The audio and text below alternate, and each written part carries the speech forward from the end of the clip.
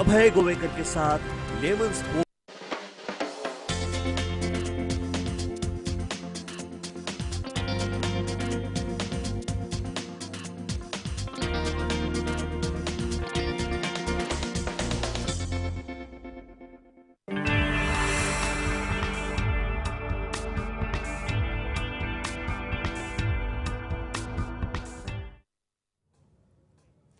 Lemon news में आप सभी का स्वागत है। मैं हूं सैयद सलमान और आप देख रहे हैं मुद्दे की बात। मुद्दे की बात में आज हम कई विषयों पर बात करेंगे। खासकर बात करते हैं नरेंद्र मोदी की। नरेंद्र मोदी ने आज संसदीय दल के नेता के रूप में जिनका निर्वाचन हो गया, राष्ट्रपति से भेंट हुई, एनडीए के वो मुखिया चुने गए। कुल मिलाकर सत्ता के और करीब पहुंच चुके हैं। मुख्यमंत्री से प्रधानमंत्री बनने की दिशा में वो आगे बढ़ चुके हैं। बहुत जल्द अब वो प्रधानमंत्री के रूप में जाने जाएंगे। कई अड़चनों को पार करते हुए आखिर वो प्रधानमंत्री बनने के कगार पर हैं।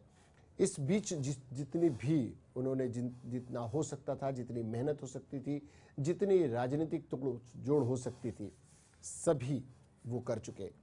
खासकर महाराष्ट्र जैसे राज्य से भी उन्हें भरपूर समर्थन मिला। ऐसे में अगर हम बात करें कि महाराष्ट्र में स्थितियां क्या रहीं, इस विषय पर हम महाराष्ट्र के योगदान की बात करें, महाराष्ट्र के नेताओं पर क्या गुजरी सत्ता पक्ष के और विपक्ष के, ऐसे कई विषयों पर हम बात करेंगे। इन विषयों पर बात करने के लिए हमारे साथ हैं आदित्य दुबे जी, एब्सोल्यूट इंडिया के सिटी चीफ है। हमारे साथ आदित्य दुबे जी हैं। आदित्य दुबे जी, आपका बहुत बहुत स्वागत है। सामाजिक कार्यकर्ता और आरटीआई एक्टिविस्ट अनिल गलगली जी हमारे साथ हैं, जिनकी राज्य सरकार के मंत्रियों पर विशेष नजर होती है, राज्य सरकार की अव्यवस्थाओं पर खासकर वो नजर रखते हैं। अनिल जी, आपका भी बहुत बहुत स्वागत है। बात करते हैं नरेंद्र मोदी की। नरेंद्र मोदी अब संसदीय दल के नेता तो चुन लिए गए हैं। बात इसी से शुरू करते हैं। आदित्य जी, एक पूरी लंबी लड़ाई लड़ने के बाद बड़े ही अवरोध आए उनके रास्ते में। प्रधानमंत्री पद का उम्मीदवार जब उन्हें बनाया गया, उनकी पार्टी ने बनाया, तब भी कहीं ना कहीं थोड़ी सी नाराजगी उनके अपने भीतर के दलों से, उनके अपने वरिष्ठ नेताओं की तरफ से, और आखिर वो उस मकाम तक पहुंच ही गए, संसदीय दल के नेता भी बन गए। नहीं, अभी तो मोदी जी और मजबूत हो गए हैं, क्योंकि पहले जब चुनाव लड़ रहे थे तो उनके साथ 4 दल गठबंधन में थे। अब वो संख्या 29 तक पहुंच गई है।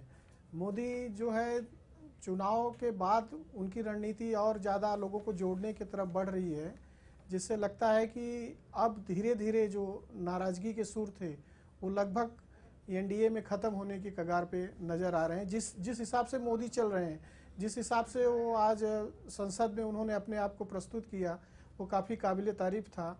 तो इससे लगता है कि वो जनता को भी उन्होंने काफ़ी आश्वासन दिए हैं, जिससे लगता है कि कुछ अलग काम होगा जो ये सरकार नहीं कर पाई थी, उसको आगे बढ़ाने का वो काम करेंगे। ऐसा पिछली सरकारों से जो गलतियां हुई या पिछली सरकार जो काम नहीं कर पाई, शायद उस काम को वो आगे बढ़ाएं और कुछ अलग तरीके से पेश करने का, अपने आप को भी उन्होंने एक अलग रूप में पेश करने की कोशिश की है। अनिल जी, कितनी संभावनाएं दिखाई देती हैं आपको ये बदले हुए नरेंद्र मोदी से? निश्चित तौर पर, क्योंकि जिस तरह से उन्हें स्पष्ट बहुमत मिला है और उसके बाद जो एनडीए के घटक है वो भी उनके साथ पहले से ही अभी तो अधिक ताकत से खड़े हुए हैं।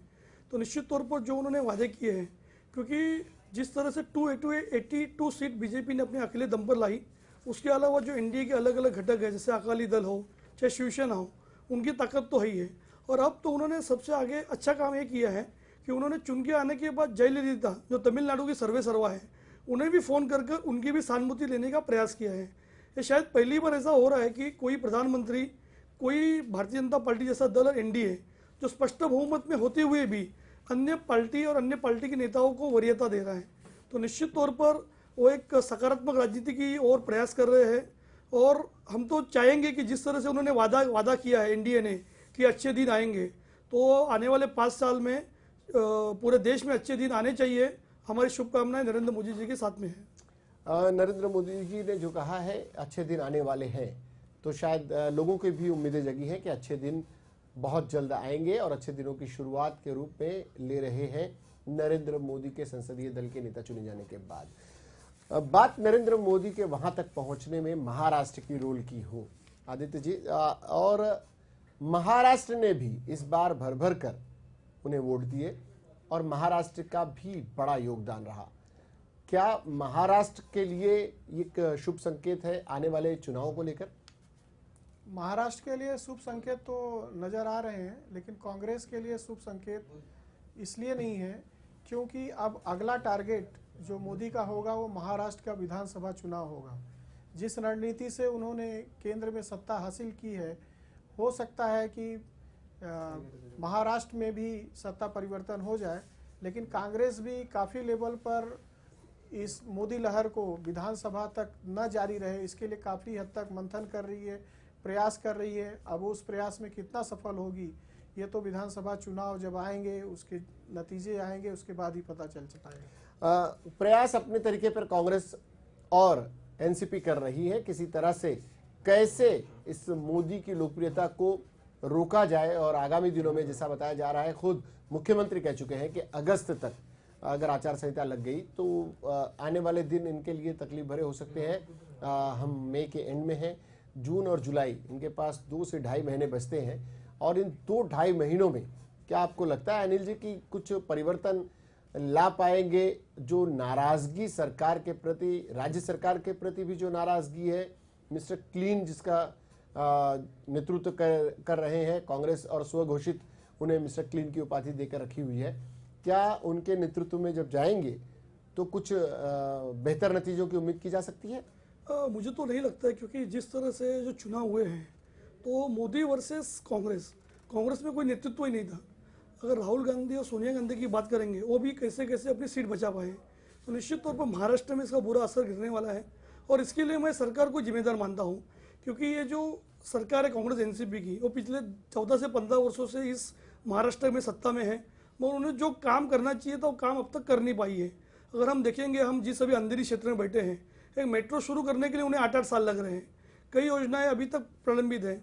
तो कहीं ना कहीं तो जो महंगाई और जो अन्य मुद्दे हैं, उसके अलावा जो राज्य में जो सरकार का जो एक रुख है सकारात्मक काम करने को लेकर, भले ही उन्होंने कागज पर कई योजनाएं बनाई, कुछ योजनाएं शुरू है, मगर उसे प्रत्यक्ष रूप में उसका प्रत्यक्ष लाभ मुंबईकरों को मिलने में और देरी है। तो कहीं ना कहीं तो ये भी एक नाराजगी मुंबईकरों में और महाराष्ट्र के लोगों में है।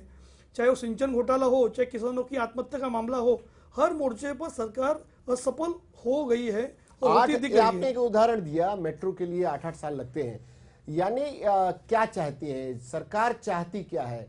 क्या विकास की बात तो करती है, सुविधा देने की बात तो करती है, पेपर्स पर आते हैं, जमीनी स्तर पर काम भी शुरू होता है, लेकिन लेट लतीफी का आलम ये, बांद्रा वर्ली सी लिंक रोड का भी हमने देखा, चेंबूर लिंक रोड के मामले में भी आप खुद उसके गवाह रहे हैं, आपने कई बार पत्र व्यवहार किया है और काफ़ी उसके लिए जद्दोजहद की है। मेट्रो के पूरे कार्यप्रणाली से आप वाकिफ हैं। ये इसके पीछे सरकार की इच्छा शक्ति की कमी है, सरकार चाहती ही नहीं, या मूर्ख समझती है जनता को? ये तो सरकार तो कागजी शेर की तरह काम कर रही है, क्योंकि एक मेट्रो जैसी छोटी सी योजना शुरू करने के लिए उन्हें अनिल अंबानी के सामने घुटने टेकने पड़ रहे हैं। मेट्रो का काम पूरा हो चुका है, 2 मई को कमिश्नर ऑफ रेलवे सेफ्टी ने सर्टिफिकेट भी जारी किया है, मगर किराया कितना हो? एक अनिल अंबानी जैसा उद्योगपति जो पूरी सरकार को नचाने का काम कर रहा है, और यहाँ बड़े बड़े मंत्री बड़ी बड़ी बातें करते हैं, चाहे राष्ट्रवादी के प्रवक्ता हो, कांग्रेस के प्रवक्ता हो, एक अनिल अंबानी से आप निपट नहीं पा रहे हो, तो क्या बीजेपी और नरेंद्र मोदी से आप निपट पाओगे? तो कहीं ना कहीं तो इनकी जो एक नेगेटिव रोल है, इनकी जो एक लाचारी है, वो स्पष्ट तौर से दिख रही है, और इसका खामियाजा उन्हें मुंबई की 36 सीटों पर निश्चित तौर पर भुगतना पड़ेगा। जिन उद्योगपतियों के खिलाफ सरकार को होना चाहिए था, अगर उनके नेगेटिव अप्रोच के कारण, ऐसे ही उद्योगपतियों के उनके आसरे पर, उनके साये में अपने आप को महसूस करती है अगर सरकार, और उनसे कुछ काम नहीं निकलवा पाती है। आदित्य जी, आने वाले दिनों में क्या जनता इन्हें माफ करेगी?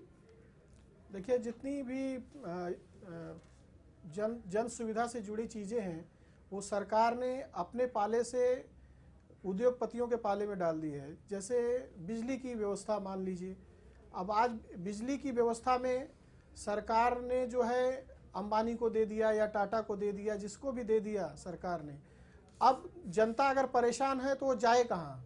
उसके सामने सबसे बड़ी समस्या ये है, चाहे वो बिजली बिल, बढ़ी हुई बिल का मामला हो, चाहे सप्लाई बराबर नहीं हो रही हो, तो जनता के पास कोई रास्ता ही नहीं है, किससे बात करें। अगर आपको तकलीफ है तो आप कॉल सेंटर पे फ़ोन करिए, कॉल सेंटर पे वो आधा घंटा तो आपका फ़ोन उसी में बिजी रहेगा। हम आ रहे हैं, जा रहे हैं, कर रहे हैं, फिर वो माफ़ी चाहते हैं, ये करते हैं, मतलब आपको कोई सलूशन मिलना मुश्किल काम है। ये अगर इसी तरह के काम चल रहे हो तो जनता उम्मीद लगा सकती है, जनता उम्मीद कर सकती है कि आपके काम कब होंगे, किस तरह के काम होंगे, कौन लोग आपकी सरकार चला रहे हैं, और फिर उसके बाद आप बैठकर माथापच्ची करते हैं कि हम हारे क्यों। हार के कारण आपकी समझ में आते हैं, शायद आपका अहंकार और कुर्सी की गर्मी ऐसी है कि आप जनता की समस्या को समझने को तैयार नहीं है, और फिर कहते हैं कि मोदी नाम की सुनामी आई। इससे पहले आपको समझ जाना चाहिए, वरना ये सुनामी और भी तबाही आपके लिए बन सकती है। सरकारों के लिए चेतावनी है, वो जो जनता को, वो जो समाजसेवियों को, वो जो पत्रकारों को, वो जो पॉजिटिव सोच रखते हैं, उनके लिए अगर आपकी सोच अहंकार भरी है तो जनता सचमुच आपको कभी माफ नहीं करेगी। अनिल जी, ऐसी परिस्थितियां जब आती हैं तो हम देखते हैं जनता को मूर्ख समझने वालों के लिए एक बड़ी बात है। महाराष्ट्र सरकार के जितने मंत्री थे, हमारे पास लगभग 14 लोगों के नाम हैं, 14 जो मंत्री थे, और उनके क्षेत्र से जब महायुति को वोट पड़ते हैं तो कहीं ज्यादा पड़ते हैं। मंत्री महाराष्ट्र सरकार के मंत्रियों के क्षेत्र से वो अपने उम्मीदवारों को लीड नहीं करा सकते। ये क्या कारण हो सकते हैं? क्या जनता, स्थानीय जनता उन्हें भी नकार चुकी है? अगर आप देखेंगे तो कि महाराष्ट्र में जो कांग्रेस राष्ट्रवादी के मंत्री हैं, अधिकांश मंत्रियों पर भ्रष्टाचार के आरोप लग चुके हैं। जो मंत्री भी हरे, छगन भुजबल, सुनील तटकरे, शिवाजी राव मोघे, तो ऐसे कितने मंत्री हैं जिन पर भ्रष्टाचार के आरोप लगे हैं, और उसका जवाब ना राष्ट्रवादी दे पा रही है ना कांग्रेस दे पा रही है। भले ही मुख्यमंत्री स्वयं को मिस्टर क्लीन समझ रहे हैं, तो उनकी छवि भी इतनी क्लीन नहीं है, क्योंकि उनका पूरा का पूरा मंत्रिमंडल में जो सदस्य हैं वो भ्रष्टाचार से लबालब भरे हुए हैं। अगर हम देखेंगे कि जो मंत्री हरे हैं वो तो ठीक है, मगर जिन मंत्रियों के क्षेत्र में, जिस तरह से अभी कुर्ला में मिलिंद कांबले हो, चांदीली में नसीम खान हो, और जो राष्ट्रवादी के जो राष्ट्रीय प्रवक्ता है नवाब मलिक, हर जगह मोदी की जो लहर थी, इस लहर ने इनकी जो लोकप्रियता को दफन करने का काम किया है। जी, मुंबई के चार मंत्री अगर हम शुरुआत करते हैं शहर की तरफ से, तो आप अंदाजा लगा सकते हैं कि सचिन अहिर, वर्षा गायकवाड़, नसीम खान और सुरेश शेट्टी, चारों मंत्रियों के क्षेत्र से जनता ने महायुति के कैंडिडेट्स को कहीं ज्यादा मत देकर अपनी राय प्रकट की है। ऐसी स्थिति अगर आती है आदित्य जी कि मंत्री अपने ही विभाग में अगर पिछड़ जाते हैं, ये सिर्फ मुंबई की बात थी, इसके अलावा मधुकर चौहान है, शिवाजी राव मोघे हैं, नितिन राउत है, नारायण राणे है, आर पाटिल है, पतंग राव कदम है, वसंतपुर के विधानसभा के उपाध्यक्ष हैं, जयंत पाटिल ग्रामीण विकास मंत्री, गणेश नाइक, अनिल देशमुख, इन सब मंत्रियों के क्षेत्र में पिछड़ती चली गई आघाड़ी के जितने प्रत्याशी थे। ये क्या कारण हो सकते हैं इसके? नहीं, पूरी तरह से सरकार ही फेल है, तो मंत्री तो अपने आप ही फेल हो जाएंगे। अभी तो हम विधायकों का जिक्र ही नहीं कर रहे, ये तो मंत्रियों की बात है। नहीं, सरकार ही फेल है। जब सरकार के लोग ही कहते हैं कि पृथ्वीराज चौहान के कार्यकाल में कोई फाइल ही नहीं आगे बढ़ती है, जब कोई फाइल ही नहीं आगे बढ़ेगी तो प्रोजेक्ट कैसे आगे बढ़ेगा? तो ये जो स्वाभाविक सी बात है कि ये जो लोग पिछड़े हैं, इसमें सरकार पूरी तरह से फेल है। क्योंकि चाहे किसान का मुद्दा ले लीजिए, बिजली का मुद्दा ले लीजिए, महंगाई का मुद्दा ले लीजिए। एक छोटा सा उदाहरण है कि केंद्र सरकार ने एक फूड सिक्योरिटी बिल लाया कि गरीब लोगों को 1 रुपया, 2 रुपया, 3 रुपया में चावल, दाल, गेहूं मिलेगा। लेकिन सरकार ये दिमाग क्यों नहीं लगाई कि जब सिलेंडर का मामला था तो सिलेंडर को आपने कम कर दिया तो उसके बाद हिंदुस्तान में कागज की कार्रवाई इतनी होती है कि लोग सिलेंडर लेने जाएं कि वो बैंक जाएं, आधार कार्ड ये करवाएं कि वो करवाएं। इसी चक्कर में आदमी के पसीने छूट गए, और ये इसका नतीजा सरकार पे नजर आया। जो कांग्रेस जो बुरी तरह से हारी है, ये सबसे बड़ा कारण इनके लिए ये बना है। यानी इतनी पेचीदगियां पैदा कर दी जाती है, पेचीदगियां इस कदर बढ़ा दी जाती है कि आम जनता आहत हो जाती है, आम जनता नाराज हो जाती है, आम जनता परेशान होकर फिर चुनती है वो जो आपको पसंद नहीं, और जब आपको पसंद नहीं तो आप लाख माथापच्ची कर ले, आप सुधरने को तैयार नहीं, तो आपके लिए जगह तय कर रखी है जनता ने। और जनता ने अगर जो तय कर लिया तो फिर आप माथापच्ची करते रह जाएं। आप लाख बैठकर अपने सरों को जोड़कर अपनी हार का मुआयना करें कि हम हारे क्यों।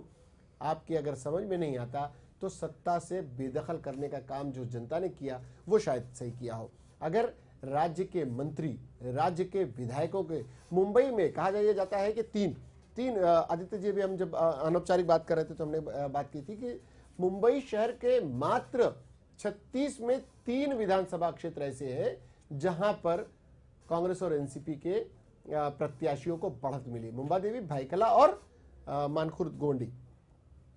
नहीं तो मानखुर्द गोवंडी तो अबू आसिम आजमी वहां से विधायक है जी। एक तरह से देखा जाए तो 2 ही सीट पर कांग्रेस को जी, उनकी अपनी सीट 2 जी, नहीं तो 1 सीट तो अबू आसिम आजमी की है। वो समाजवादी पार्टी के खाते में जाती है, इसलिए अगर वहां पर उनका कैंडिडेट नहीं था तो वो सारे वोट, अधिकांश वोट जो वहां के थे वो एनसीपी के खाते में गए। अन्यथा इनकी खुद के कांग्रेस के सिर्फ 2। मुंबई में अगर देखा जाए तो जनता कितनी नाराज है इसका सबसे बड़ा उदाहरण आपको संजय निरुपम वाली सीट पे देखने को मिल सकता है। यहाँ पर जो है पूरे महाराष्ट्र में जो है सबसे बड़े वोटों से हार जो कांग्रेस को मिली है इस सीट पर मिली है, जो लगभग 4.5 लाख है। और इस अंदाजा इसी बात से लगाइए कि एक भांडू विधानसभा क्षेत्र है जहां से दीना बाबा पाटिल शायद उसी क्षेत्र में रहते भी हैं, जो उम्मीदवार थे कांग्रेस और राष्ट्रवादी गठबंधन के। उस सीट पर, उस विधानसभा क्षेत्र में 1.5 लाख से पीछे होते हैं। एक विधानसभा क्षेत्र में 1.5 लाख वोटों से पीछे होने का मतलब ये होता है कि आप किसी भी तरीके से मुकाबले में नहीं हैं, यानी मुकाबले में ही नहीं थे। हाँ, इतना बड़ा अंतर पाटना तो बहुत ही मुश्किल काम है और आपके पास केवल 4 महीने हैं। जैसे मान लीजिए एक कांदीवली की सीट है जहां से ठाकुर रमेश सिंह विधायक हैं, वहां से 80,000 लगभग वोटों से कांग्रेस पिछड़ी हुई है। तो ये 80,000 वोट इतने जल्दी पार्ट लेना, उसको कम कर लेना अंतर, ये तो असंभव सा लग रहा है। ये और क्या कांग्रेस इस बीच कर लेगी, क्या चमत्कार दिखा देगी, अब वो तो भगवान भरोसे ही है। ये ऐसा क्या फॉर्मूला, अनिल जी आपकी नजर में कोई ऐसा फॉर्मूला है जो आप दे सके मिस्टर क्लीन को, जिनके उनके मिस्टर क्लीन पर एक छींटा आपने जरूर उड़ाया था उनके फ्लैट को लेकर, तो इस मिस्टर क्लीन को, जिससे आपका बड़ा इमोशनल अटैचमेंट जैसा लगता है, उनके क्रियाकलापों पर आपकी बराबर नजर होती है, इन मिस्टर क्लीन के लिए आपके पास कोई गुरु मंत्र है क्या? सबसे पहले मैं उनसे अपील करना चाहता हूँ कि आप स्वयं को मिस्टर क्लीन होने का दावा जो करते हो छोड़ दें, तो उससे कुछ ना कुछ कांग्रेस की हालत सुधर जाएगी।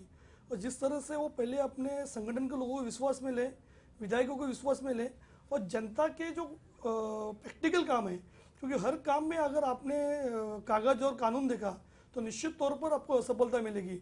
जिस तरह से विलासराव देशमुख और अशोक चौहान ने कई बार प्रैक्टिकल निर्णय भी लिए हैं। अभी आप देखिए कि जरीमरी झोपड़पट्टी के पुनर्वास का मामला है, पिछले 4 वर्षों से वहाँ मतलब लोगों को बेघर करने की बात चल रही है। एक HDL नामक कंपनी को कॉन्ट्रैक्ट भी दिया है। तो कहीं ना कहीं तो सरकार की जो योजनाएं हैं, निश्चित तौर पर योजनाएं और जो प्रैक्टिकल, वो दोनों में एक मेल नहीं खाने से सरकार फेल होती दिख रही है। तो हमारी तो सरकार से गुजारिश है, अगर आपको फिर चुनाव जीतना है, फिर सत्ता में आना है, तो सबसे पहला आप जितने भी आपके पास फाइलें हैं, चाहे वो लीगल हो इलीगल हो, उस पर एक ठोस निर्णय लीजिए। जो अच्छे काम हो उसे कीजिए, जो गलत काम है उस फाइल को रिटर्न लौटाइए। और सबसे अधिक जो आज महाराष्ट्र में जो ब्यूरोक्रेसी है, जो करप्ट ब्यूरोक्रेसी के नाम पर पूरे देश में जानी जाती है, उन लोगों पर कार्रवाई करें, उन अधिकारियों पर कार्रवाई करें जो आम जनता के कामों में रोड़ा बनते हैं। आपने महाराष्ट्र रिकॉर्ड एक्ट भी लाया, आपने जो लापरवाही करने वाले अधिकारियों पर कार्रवाई करने का एक्ट भी लाया, मगर आज तक किसी अधिकारियों पर आपने कार्रवाई नहीं की। तो जनता चाहती है कि आप हमें मूर्ख मत बनाइए, आप प्रैक्टिकल काम कीजिए। और आप जिस तरह से आप मिस्टर क्लीन हैं, उस तरह से आप जो अनक्लीन लोग हैं, जो महाराष्ट्र के महानगर पालिका, पुलिस प्रशासन से लेकर मंत्रालय में बैठे हैं, उनको भी सफाया करने का काम करें और उल्लू बनाने के बजाय प्रैक्टिकल काम करें। तो निश्चित तौर पर कुछ न कुछ तो इनकी इज्जत बचेगी।